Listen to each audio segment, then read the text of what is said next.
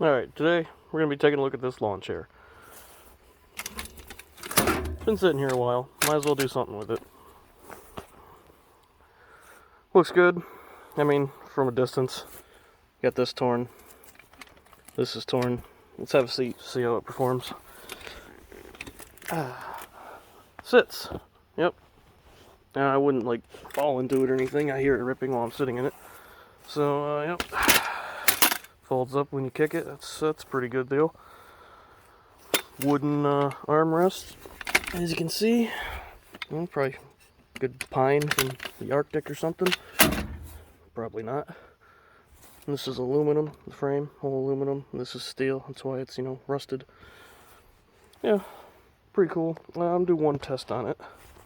Alright, I got this tape measure. Let's see how far we can throw it.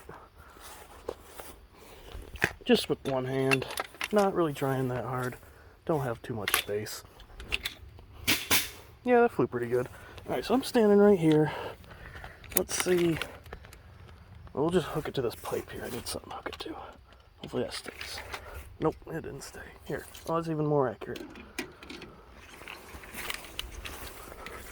Yeah, she flew pretty good. I hope this tape's long enough. Alright, from where we were standing to about the center of the chair, we'll call that 20 feet. Look at that.